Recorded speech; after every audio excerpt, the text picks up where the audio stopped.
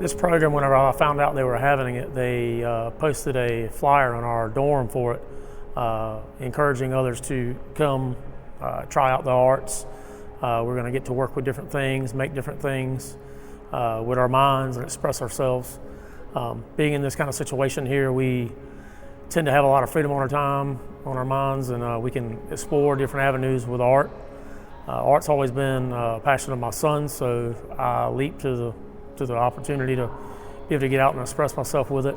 To get a chance to come in and work on the project was a very, very good opportunity for me to not just get my hands dirty with the artwork, but also for the first time ever, I'll be able to have a exhibit presented at the Jepson Center, which is very exciting for me to get that opportunity, and I got it here. I think it's real positive, you know, especially for some of the young guys, because they don't have anything to do anymore and they get in trouble a lot. And I try to mentor to them, and people here at the jail try to mentor to them, and we need to start getting more involved with our community and with some of the kids out here and keep them out of trouble. And I think this program is a prime example of what we need to start doing, start having things to offer to them. With the virtual meetings, it actually added a whole nother level to it, because since we were not able to be present with the inmates and we weren't able to be there physically, we were actually able to bring them into our space. Not only were we able to make art with them through virtual programming, but we were able to take a virtual tour of the gallery, and they were able to leave their space and come into ours. And I thought that was very impactful for them to understand why are we making this art, what is our inspiration, and for them to see that.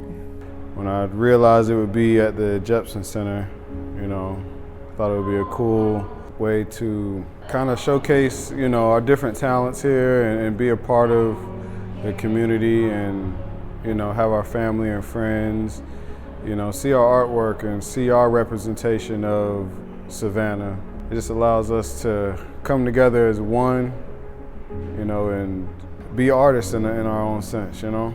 I think it was very thoughtful to consider us and actually have, you know, the guys that are working in the jail, you know, contribute.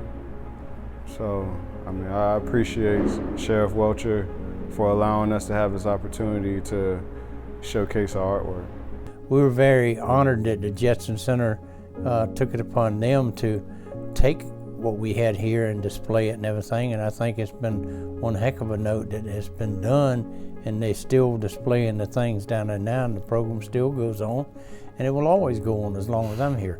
Again, that's what we're here to do, is to make people, when they get out of jail, have a better life on the outside.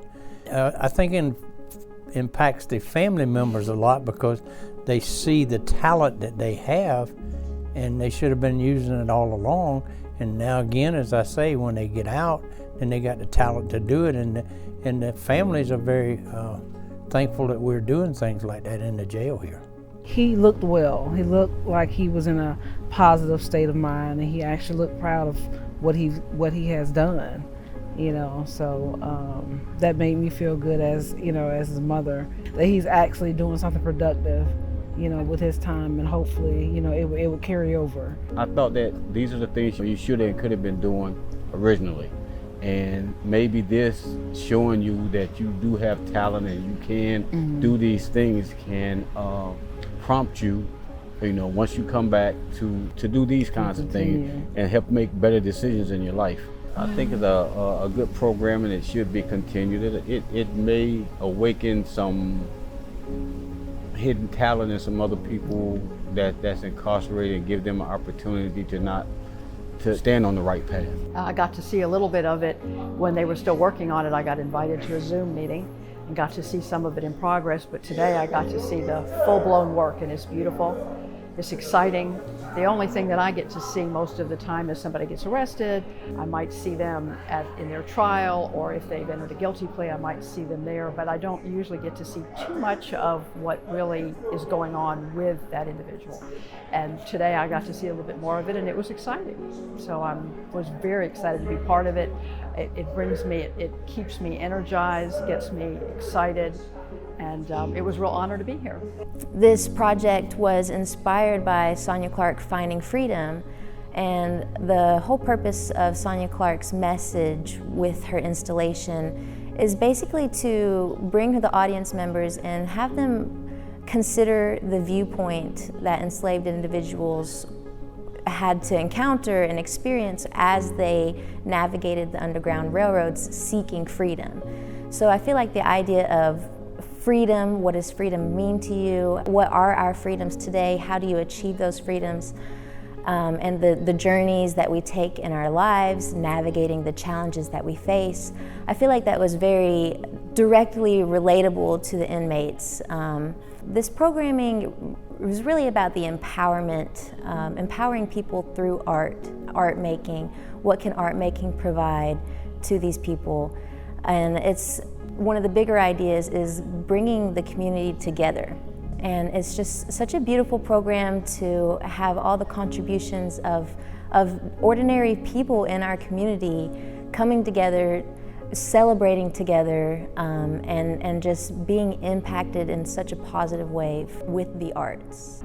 You know, I'm just happy to see changes in the system, you know. Happy to see them working towards making changes towards the system and the community. Trying to make it better for us in here and try to make it better for life out there when you get out. So your mind can change, so you can think about doing greater things with yourself.